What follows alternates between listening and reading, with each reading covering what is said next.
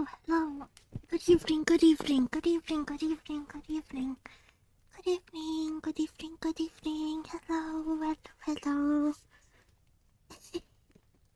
Good evening. Hello, hello, hello, hello.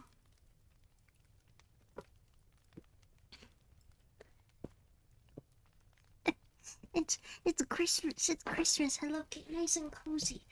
Here, do you need a pillow? Do you need a pillow? Here you go. There you go. Here's a pillow. Oop. Hello. Good evening. Hello, hello. We have a lot to do.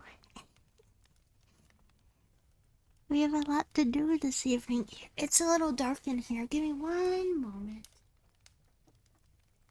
Do you have a preference for candle that you like? This one. We can use this one. Here, I'll light it for you. Don't worry. I got it. You sit back. There we go. Alright. There you are.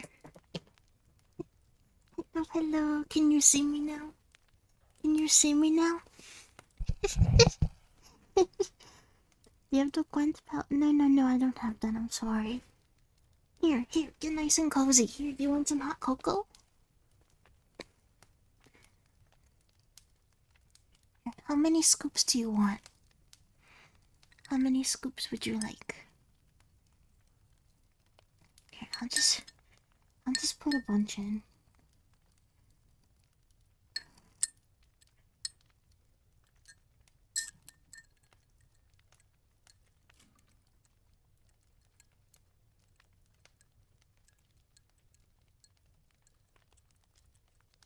Here you are, here you are.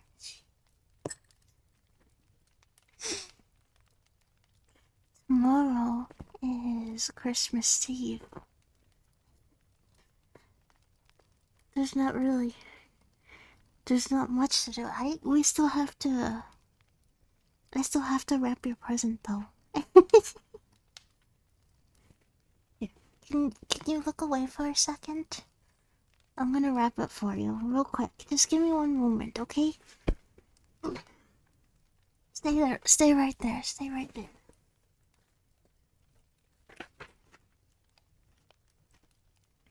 I'm sorry. I forgot. You have to look away though, okay? Let me cut this for you.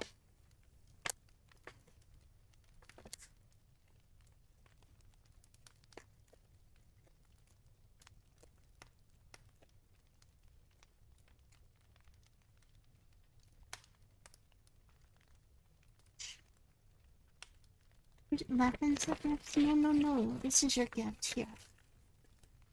Look away, please. You don't want to know what you have too early, do you? That won't be fair.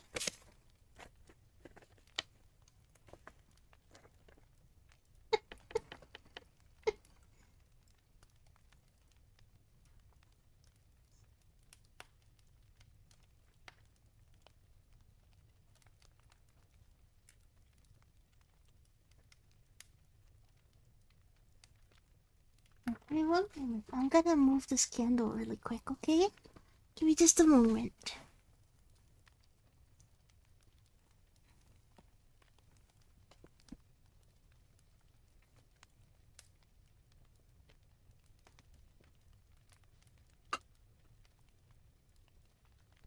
I'm back.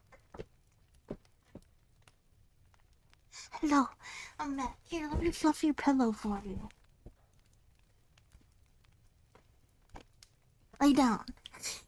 Relax, relax. It's relaxation time. No, you have to relax.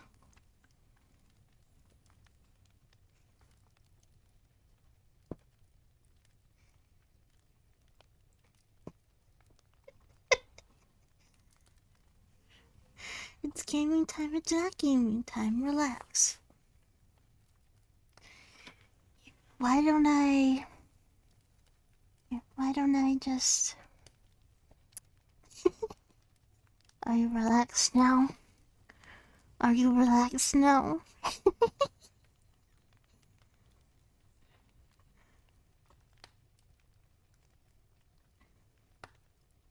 What am I gonna do, please?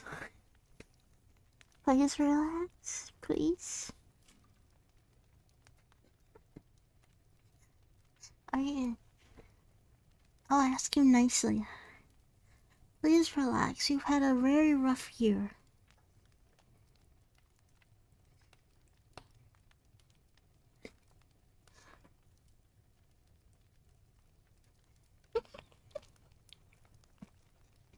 There's not a gun pointed at you.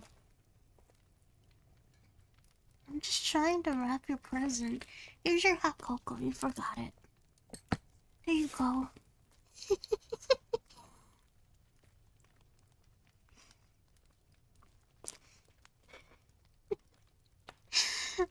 I'm really nervous.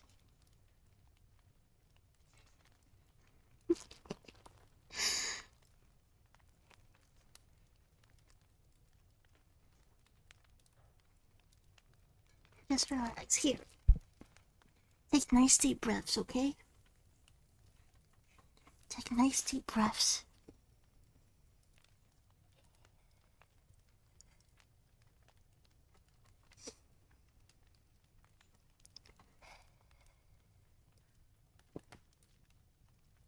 There you are. Are you relaxed now? Or is that not enough breaths?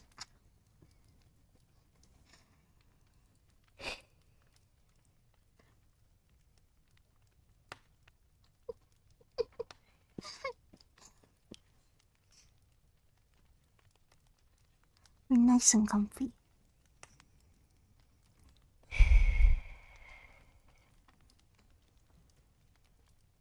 What if I got this close to the microphone? Does this relax you?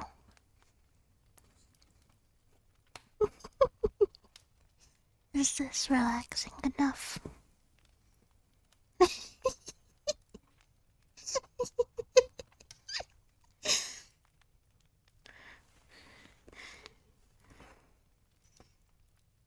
Does it relax you? What if I got this close to the microphone?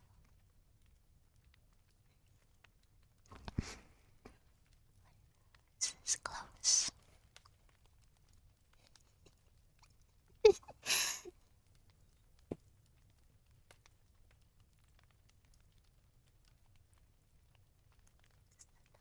It's you. Maybe we should just stay like this the entire time. You could pay very close attention to all of my words, right?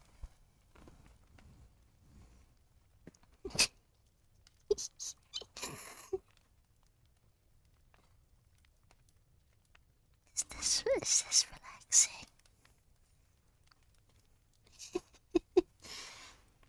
I figured we could all read a nice little story together. There's a lot of Christmas stories out there. I got a few for you.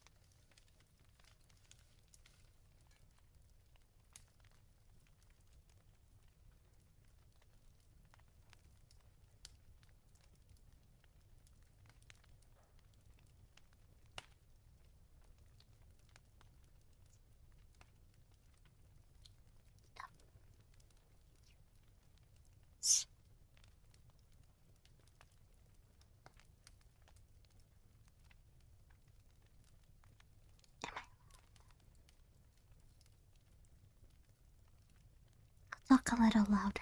I think I was going a little too quiet. Let's read a story for you guys. Okay? Alright. It was the night before Christmas, when all through the house, not a creature was stirring, not even the mouse.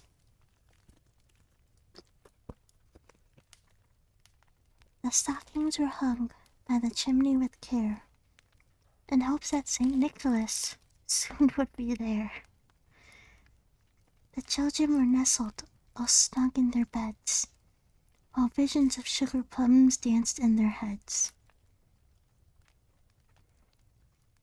The children were... Oh, I read that part. And Mama in her kerchief, and I in my cap, had just settled down for a long winter's nap.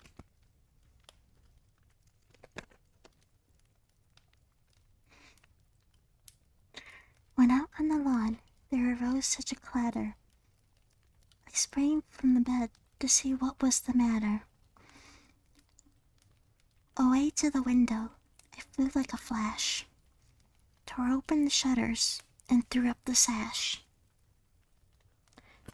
The moon on the breast of a new-fallen snow gave the lustre of midday to objects below.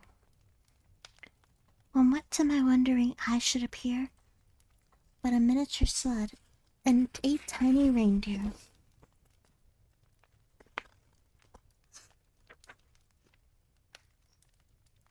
With the little old driver so lively and quick, I knew in a moment it must be Saint Nick. More rapid than eagles his courses they came, and he whistled and shouted and called them by name. Now Dasher, now Dancer, now Prancer and Vixen, on Comet, on Cupid, on Donner and Blitzen. To the top of the porch, to the top of the wall. I lost my spot. Now dash away, dash away, dash away, oh.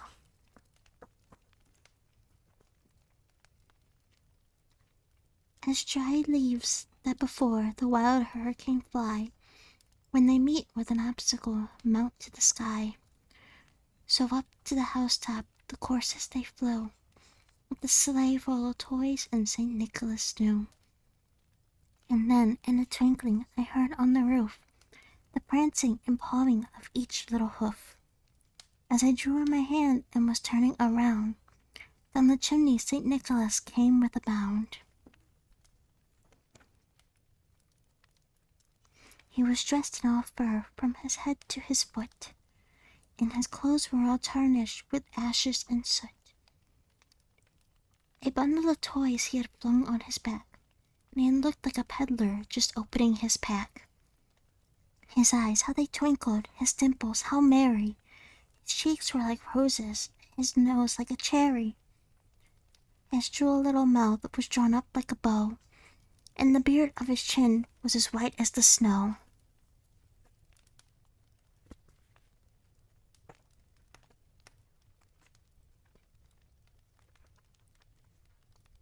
He was chubby and plump, a right jolly old elf, and I laughed when I saw him in spite of myself.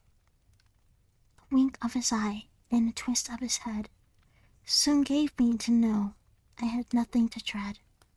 He spoke not a word, but went straight to his work, and filled all the stockings, then turned with a jerk, and laying his fingers aside of his nose, and giving a nod up the chimney he rose.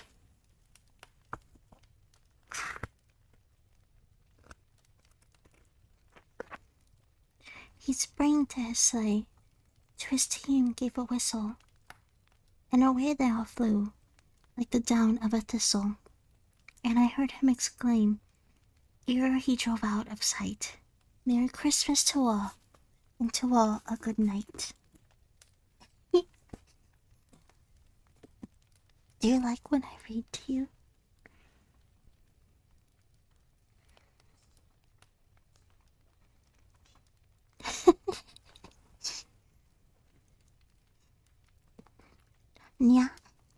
Yeah, yeah. I'm not the best reader, but I'm glad you enjoyed it. I still have another story. Our yearly traditional Christmas story. I'm very reader proud. Thank you very much. Thank you, thank you. Do you need more hot cocoa? I don't know how to rap, I'm sorry.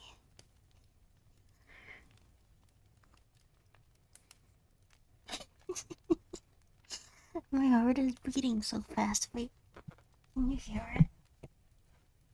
Probably not. I don't think you can hear it. No. I don't know why I thought you could. You.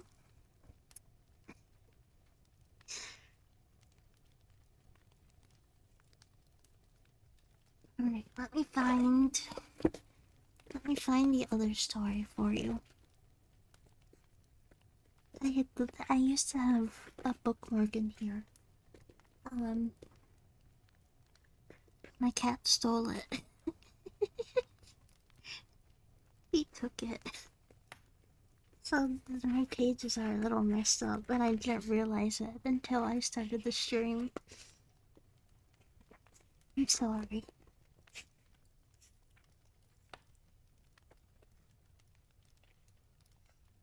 Let me check the table of contents.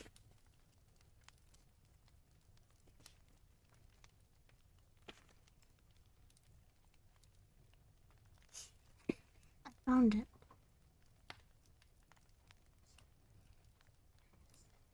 Alright. Let me take a quick drink real quick.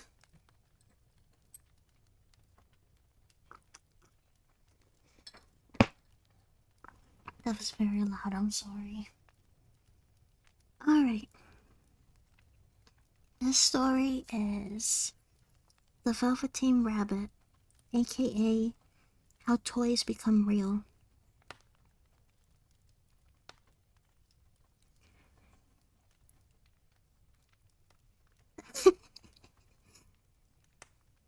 Here was once a Velveteen Rabbit, and in the beginning he was really splendid.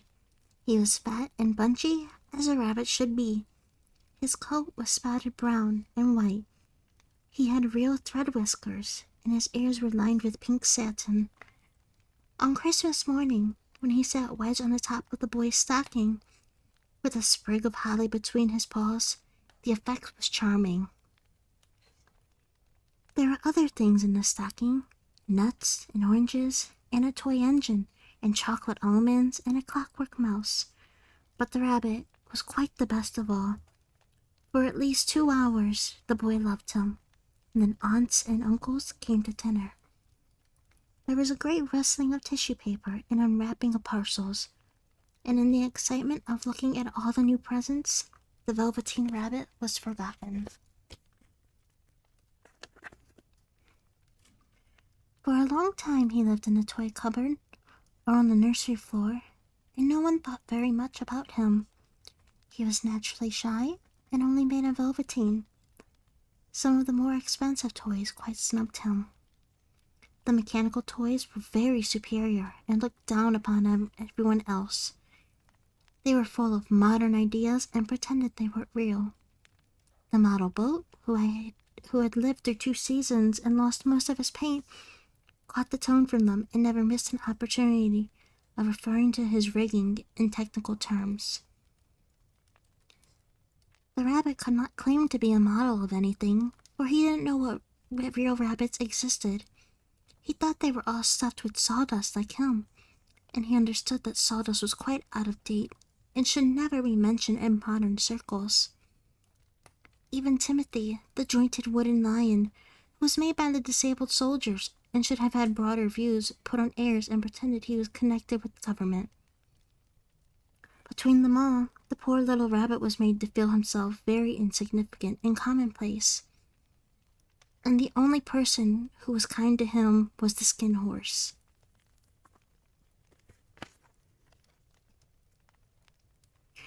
The Skin Horse had lived in the nursery longer than anyone else. He was so old that his brown coat was bald in patches and showed the seams underneath, and most of the hairs in his tail had been pulled out to string bead necklaces. He was wise, for he had seen a long succession of mechanical toys arrive to boast and swagger, and by break their mainsprings and pass away. He knew that they were only toys and would never turn into anything else, for nursery magic is very strange and wonderful, and only those playthings that are old and wise and experienced like the Skin Horse understand all about it. Hang on 1 second.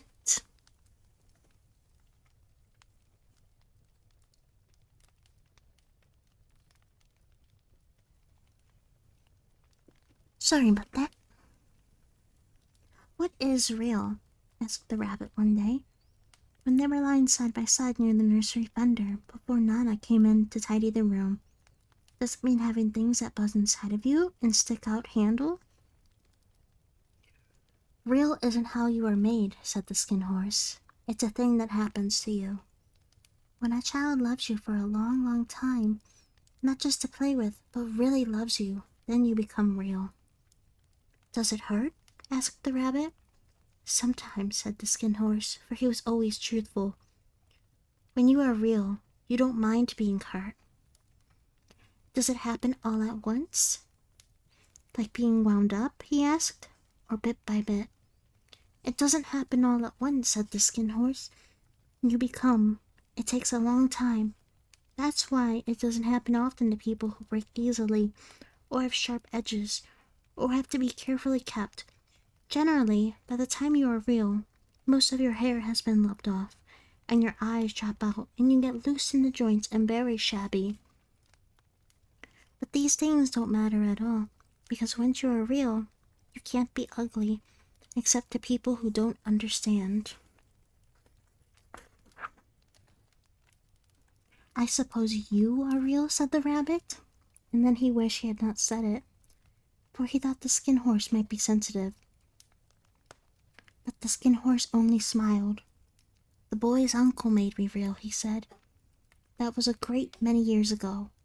But once you are real, you can't become unreal again. It lasts for always." The rabbit sighed. He thought it would be a long time before this magic called real happened to him. He longed to become real, to know what it felt like, and yet the idea of growing shabby and losing his eyes and whiskers was rather sad. He wished that he could become it without those uncomfortable things happening to him.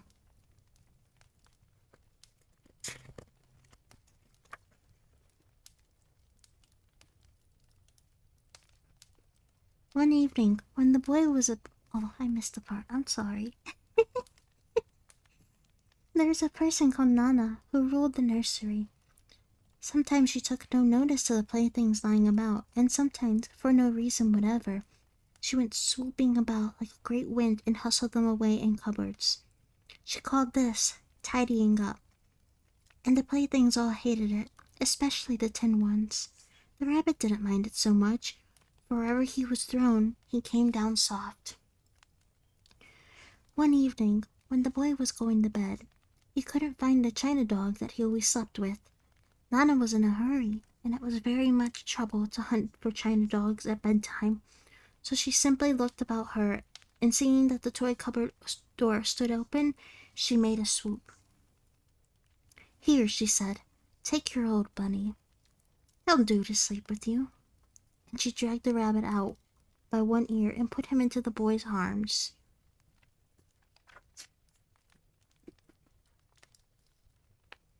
That night, and for many nights after that, the Velveteen Rabbit slept in the boy's bed.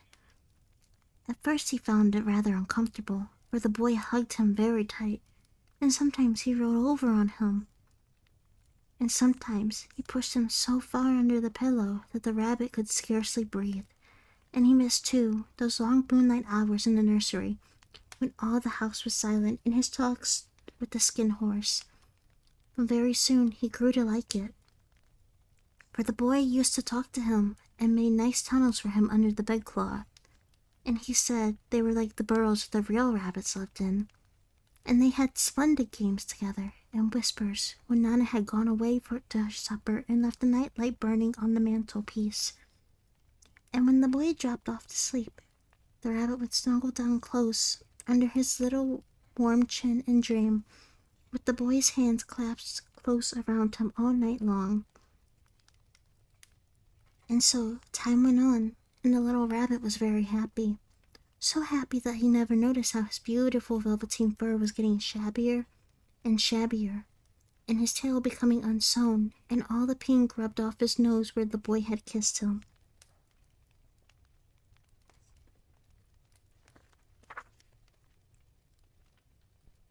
Springtime came, and they had long days in the garden, for wherever the boy went, the rabbit went too.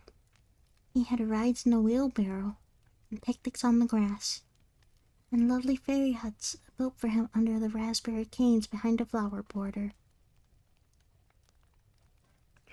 And once, when the boy was called away suddenly to go out to tea, the rabbit left out on the lawn until long after dusk, and Nana had come and looked for him with a candle, because the boy couldn't go to sleep unless he was there.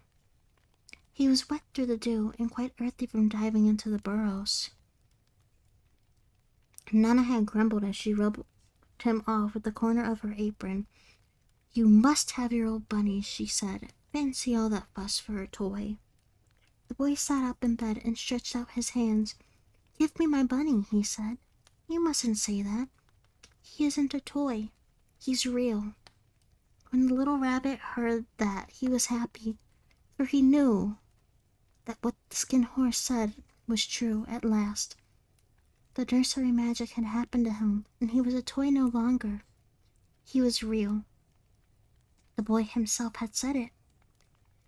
That night, he was almost too happy to sleep, and so much love stirred in his little sawdust heart that it almost burst, and into his boot-button eyes that had long ago lost their polish, there came a look of wisdom and beauty, so that even Nana noticed it next morning, and she picked him up and said, "I declare that your old bunny hasn't got quite a knowing expression." I can't grab the page. There we go.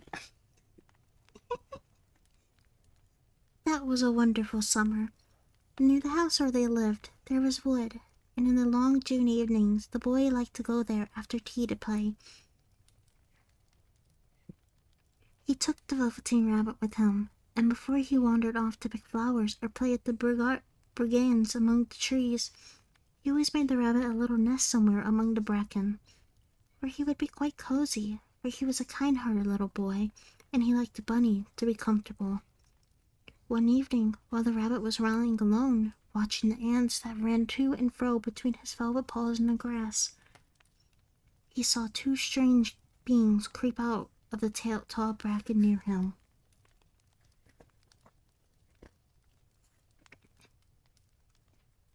They were rabbits like himself, but quite furry and brand new. They must have been very well made, for their seams didn't show at all, and they changed shape in a queer way when they moved. One minute they were long and thin, and the next minute fat and bunchy. Instead of always saying the same like he did, their feet patted softly on the ground, and they crept quite close to him, twitching their noses, while the rabbit stared hard to see which side the clockwork stuck out, for he knew that people who jumped generally have something to wind them up, but he couldn't see it. They were evidently a new kind of rabbit altogether. They stared at him, and the little rabbit stared back, and all the time their noses twitched. "Why don't you get up and play with us?" one of them asked. "I don't feel like it," said the rabbit, and he didn't want to explain that he had no clockwork. "Oh," said the furry rabbit, "it's as easy as anything," and he gave a big hop sideways and stood on his hind legs. "I don't believe you can," he said. "I can," said the little rabbit. "I could jump higher than anything." He meant when the boy threw him, but of course he didn't want to say so. "Can you hop on your hind legs?" asked the furry rabbit. That was a dreadful question, for the Velveteen Rabbit had no hind legs at all. The back of him was made all in one piece like a pincushion. He sat still in the bracken and hoped that the other rabbits wouldn't notice. I don't want to, he said again. But the wild rabbits had very sharp eyes, and this one stretched out his neck and looked. He hasn't got any hind legs, he called out. Fancy a rabbit without any hind legs. And he began to laugh. I have, cried the little rabbit. I have got hind legs. I am sitting on them. Then stretch them out and show me, like this, said the wild rabbit, and he began to whirl around and dance, till the little rabbit got quite dizzy. I don't like dancing, he said. I'd rather sit still.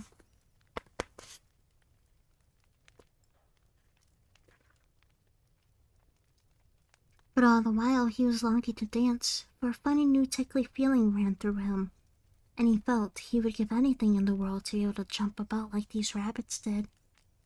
The strange rabbit stopped dancing, and he came quite close. He came so close this time that his long whiskers brushed the Velveteen Rabbit's ears, and then he wrinkled his nose suddenly and flattened his ears and jumped backwards. He doesn't smell right, he exclaimed. He isn't a real rabbit at all. I am real, said the little rabbit. I am real. The boy said so, and he nearly began to cry. And then there was a sound of footsteps, and the boy ran past near them. With a stamp of feet and a flash of white tails, the two strange rabbits disappeared. Come back and play with me, called the little rabbit. Oh, do come back. I know I am real. But there was no answer.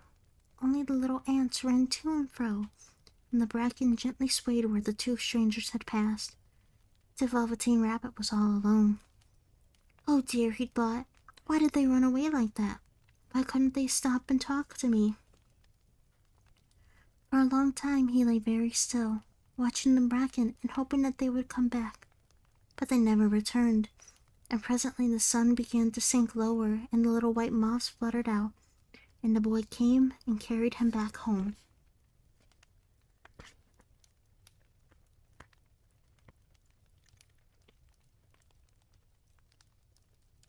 Weeks passed and the little rabbit grew very old and shabby, but the boy loved him just as much. He loved him so hard that he loved all his whiskers off, and the pink lining in his ears turned gray, and his brown spots faded. He even began to lose his shape, and he scarcely looked like a rabbit any more, except to the boy. To him, he was always beautiful, and that was all the little rabbit cared about. He didn't mind how he looked to other people, because the nursery magic had made him real, and when you are real, shabbiness doesn't matter. And then one day, the boy was ill.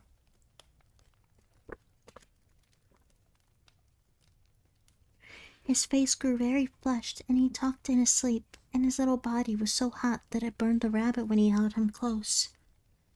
Strange people came and went in the nursery, and the light burned all night, and through it all the little Velveteen Rabbit lay there, hidden from sight under the bedcloth, and he never stirred, for he was afraid that if they found him, someone might take him away, and he knew that the boy needed him. It was a long, weary time, for the boy was too ill to play, and the little rabbit found it rather dull, with nothing to do all day long.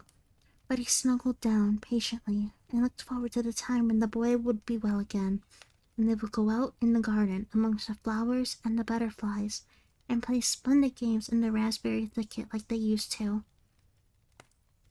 All sorts of delightful things he planned, and while the boy lay half asleep, he crept up close to the pillow and whispered them in his ear. And presently the fever turned, and the boy got better.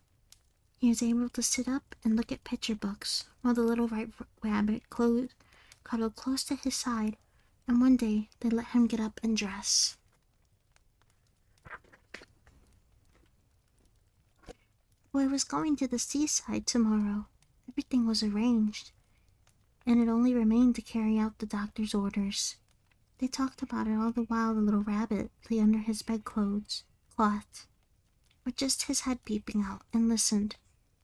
The room was to be disinfected, and all the books and toys that the boy had played with in bed must be burnt. Hurrah, thought the little rabbit. Tomorrow we shall go to the seaside, for the boy had often talked of the seaside, and he wanted very much to see the big waves coming in, and the tiny crabs and the sand castles.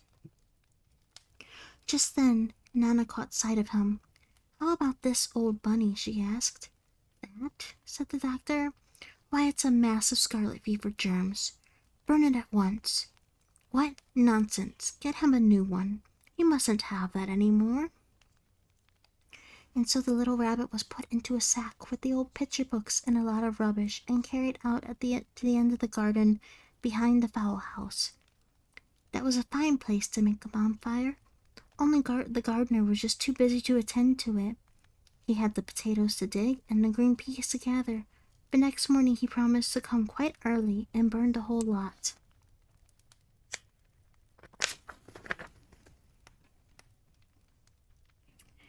That night the boy slept in a different bedroom, and he had a new bunny to sleep with him.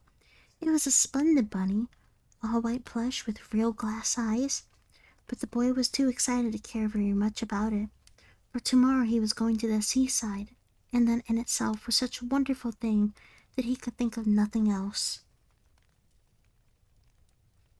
And while the boy was asleep, dreaming of the seaside, the little rabbit lay among the old picture books in the corner behind the fowl house, and he felt very lonely. The sack had been left untied, and so by wiggling a bit he was able to get his head through the opening and look out. He was shivering a little, for he had always been used to sleeping in a proper bed, and by this time his coat had worn so thin and threadbare from hugging that it was no longer any protection to him. Nearby he could see the thickest of the raspberry canes, growing tall and close like a tropical jungle. In those shadows he had played with the boys on bygone mornings. He thought of those long sunlit hours in the garden, how happy they were, and a great sadness came over him. He seemed to see them all pass before him, each more beautiful than the other, and the fairy huts in the flower bed, white evening in the wood when he lay in the bracken and little ants ran over his paws, the wonderful day when he first knew that he was real. He thought of the skin horse, so wise and gentle, and all that he had told him. But what use was it to be loved and lose one's beauty and become real, if it all ended like this? And a tear, a real tear, trickled down from his little shabby velvet nose and fell to the ground.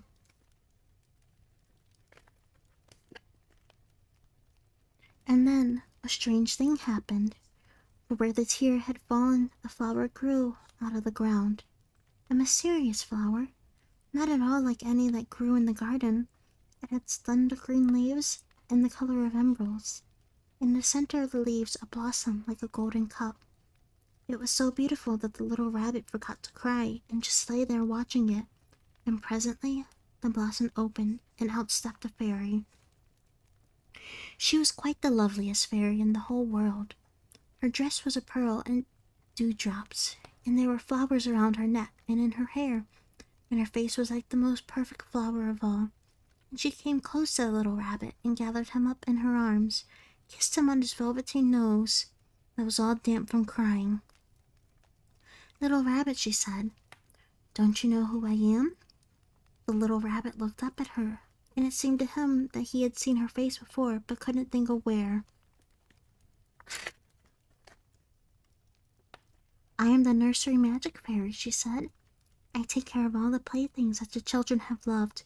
When they are old and worn out, and the children don't need them any more, then I come and take them with me and turn them into real." "Wasn't I real before?" asked the little rabbit. "You were real to the boy," the fairy said, "because he loved you. Now you shall be real to everyone." And she held the little rabbit close in her arms and flew with him into the wood. It was light now, for the moon had risen, and the forest was beautiful, and the fronds of the shake break and shone like frosted silver. In the open glade between the tree trunks and the wild rabbits danced with their shadows on the velvet grass. But when they saw the fairy, they all stopped dancing and stood around in a ring to stare at her. "I brought you a new playfellow," the fairy said. "You must be very kind to him and teach him all he needs to know in Rabbitland, for he is going to live with you forever and ever." She kissed the little rabbit again and put him down on the grass. "Run and play, little rabbit," she said. But the little rabbit sat quite still for a moment and never moved. For when he saw all the wild rabbits dancing around him, he suddenly remembered about his hind legs, and he didn't want them to see that he was made in all one piece. He did not know that when the fairy kissed him that last time, she had changed him altogether, and he might have sat there a long time too, shy to move, if just then when something hadn't tickled his nose, and before he thought what he was doing, he lifted his hind toe to scratch it. And he found that he actually had hind legs. Instead of dingy velveteen, he had brown fur, soft and shiny. His ears twitched by themselves, and his whiskers were so long they had brushed the grass. He gave one leap, and the joy of using his hind legs was so great that he went springing about the turf on them, jumping sideways and whirling around as the others did. And he grew so excited that when he did stop to look for the fairy, she was gone. He was a real rabbit at last, at home with the other rabbits. Autumn passed, and winter, and in the spring, when the days grew warm and sunny, the boy went out to play in the wood behind the house, and while he was playing, two rabbits crept out from the bracken and peeped at him. One of them was brown all over, but the other had strange markings under his fur, as though long ago he had been spotted, and the spots were still there. And about his little soft nose and his round black eyes, there was something familiar. So the boy thought to himself, "Why, he looks just like my old bunny that I lost when I had scarlet fever." But he never knew that it really was his own bunny, come back to look at the child who had helped him to be real.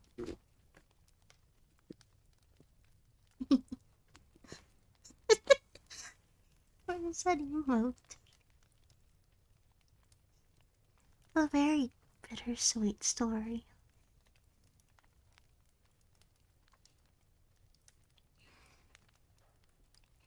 It's very bittersweet.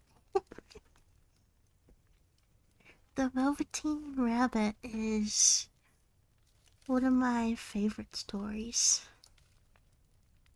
I like it a lot. It's very bittersweet because the boy and the rabbit are no longer together. The boy never will know that the rabbit watching over him is the same rabbit that he had. I would like to become a real rabbit. A beautiful fairy comes down and makes us all real. Yes, the rabbit at least knows.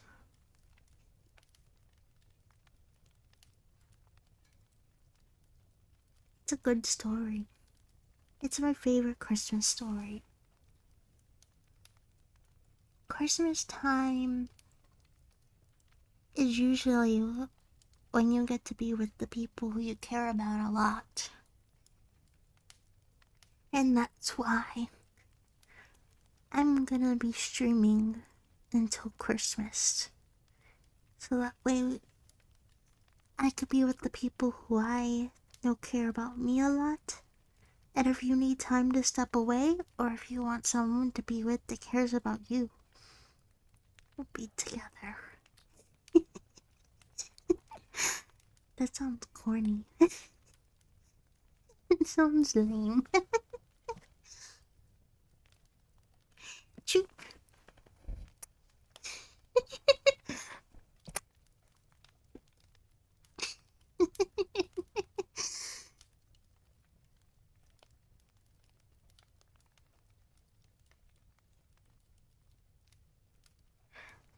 I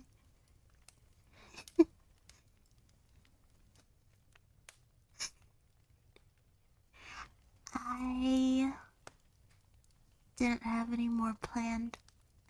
I thought I thought the night before Christmas was longer. I have never actually read it before. That was my first time reading it.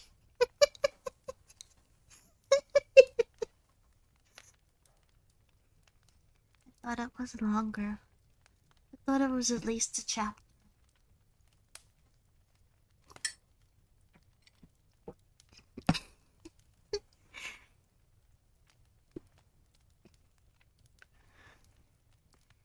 So my plan is, tomorrow, well, I'll make you guys Christmas cards. We'll probably do it around the same time so it's nice and late, so that way it's end of day for some people.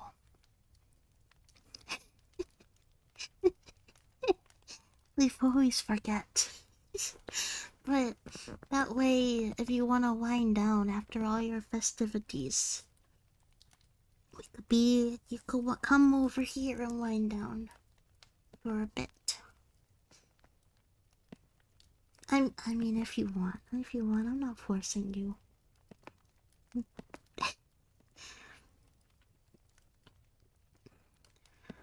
Let's find.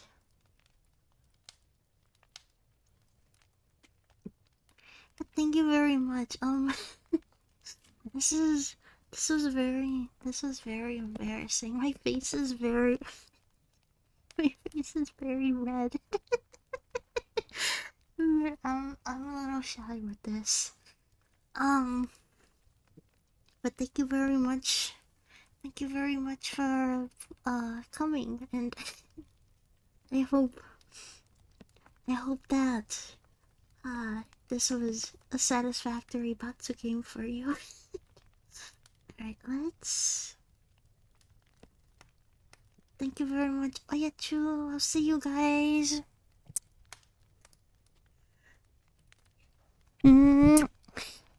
I'll see you guys, okay? Okay, Oyachu. Oyachu. I can't press the right button. Oh no. Okay, there we go. Okay, I'll see you guys tomorrow.